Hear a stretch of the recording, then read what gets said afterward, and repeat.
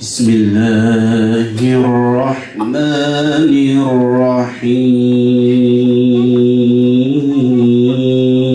الرحيم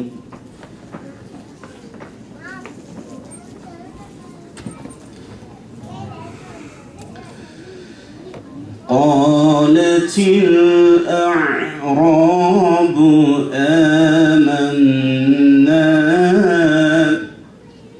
أعمالكم شيئا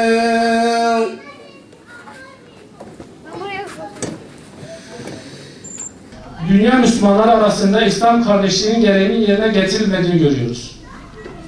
Yüce Allah tarafından kardeş kılınan Müslümanların günümüzde birbirine düşmanlık yaptıklarını, birbirlerine zulüm yaptıklarını, hatta birbirlerinin kanını pervasızca döktüklerini görüyoruz. Oysa ki müminlerin birbirine kin ve adalet beslemeleri büyük bir zulümdür. Bu İslam'da asla kabul edilemez. İslam çünkü zulmü asla kabul etmez. Bugün dünyada Müslümanlara zulmeden bu kadar kafir varken, zalim varken, İslam düşmanı varken Müslümanların birbirine düşmanlık etmesi asla kabul edilecek bir husus değildir. Eğer düşmanlık illaki düşmanlık edeceksek nefsimize düşmanlık edelim, İslam düşmanlarına düşmanlık edelim, zalimlere düşmanlık edelim. Birkaç kötü huy nedeniyle Müslüman kardeşimize düşmanlık yapmamız kabul edilecek bir husus değildir. Müslüman fertler arasında kardeşlik zedelendiği gibi cemaatler arasında da, mezhepler arasında da, partiler ve hizipler arasında da kardeşliğin tam olarak tesis edilemediğini üzüntüyle müşahede ediyoruz. Değerli kardeşlerim, tabi herkesin bir meşrebi, bir mezhebi, bir yolu, bir siyasi düşüncesi olabilir. Bu İslam dairesi içerisinde kabul edilebilecek bir husustur. Herkes kendi mesleğini, kendi meşrebini daha güzel görebilir, daha hak görebilir. Benim mesleğim daha güzeldir diyebilir, bu onun hakkıdır. Ama hak yalnızca benim mesleğimdir, benim yolumdur, benim meşrebimdir, benim partimdir dersek bu asla İslam'ın kabul edemeyeceği bir husustur. Şu an maalesef Müslümanların birbirinin aleyhinde olmasının ana nedenlerinden bir tanesi de budur. Müslümanlar, Müslümanların yardımcılarıdır değerli kardeşlerim. Müslümanlar birbirlerinin rakipleri değillerdir, birbirlerinin düşmanları değillerdir. En fazla hayırda yarışırlar. İslam tarihi boyunca İslam ümmeti hiçbir zaman hariçten gelen saldırılarla asla uzun süreli mağlup olmamış, yıkılmamıştır.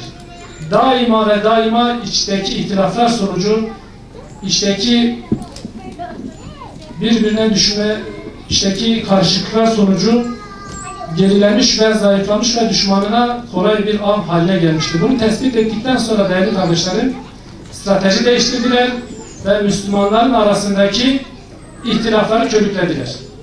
Bunlar mezhep ihtilafları, kavmiyet ihtilafları, mezhep ve meşrep ihtilafları olarak ortaya koydular ve şu an bunlar ciddi anlamda da nemalanıyorlar. Kürt meselesi ülkemizin en yakıcı meseleleri arasında. Son 100 yıldır bir türlü çözülemeyen derin bir mesele halini aldı.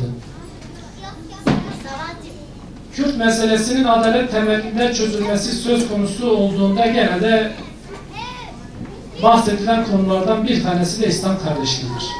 Yani bu konu gündeme geldiği zaman çoğu kesimlerde bakıyorsunuz, ya işte biz zaten kardeşiz.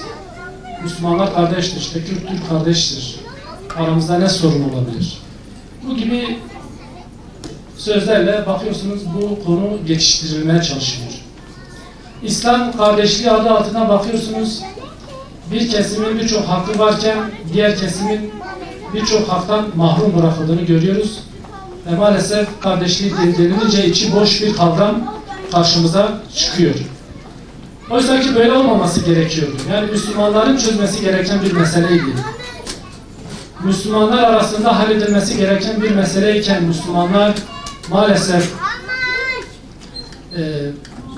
yerli uşakların da tahrip etmesiyle, yerli uşakların da bu yarayı taşımasıyla, uluslararası güçlerin de bundan nemalamasıyla birlikte bu mesele uluslararası bir boyut kazanmış durumda. 100 yıl sonra oyun yine aynı şekilde oynanıyor. Yine bakın oyunun büyük Kürtler üzerinde oynanıyor. Amerika geliyor diyor ki hey koçum diyor Kürtler diyor bu Kürtler çok cesurdu hepsi savaşçı diyor. Bunlar diyor benim müttefiğim diyor. Ve maalesef tekrar yeni oyunlar oynanıyor. Kürtler PKK'nın de piyon olarak kullanılması sonucu sekülerleştiriliyor, İslam'dan uzaklaştırılıyor ve Kürtlerin Araplara, Türklere ve Farslara düşman yaptırılması üzerine ciddi bir proje uygulanıyor. Biz yine bugün 100 yıl sonra tekrar 100 yıl yaşanan hatanın yapılmaması noktasında diyoruz ki biz Müslümanlar olarak bu oyunu bozalım, bir araya gelelim, bu meseleyi İslam temeli ile çözelim, İslam'ı referans olarak çözelim. Ey iman kardeşliğini, diğer bütün kardeşliklerin ve yakınlıkların üzerinde tutan Rabbimiz, gerçeğini anlamamızı bizlere lütfeyle. Müminler olarak birbirimize kardeş olmaktan vekil edinen, birbirlerini dost ve sırdaş edinen, Kitab-ı Kerim'inde övdüğün o güzel müminlerden eyle.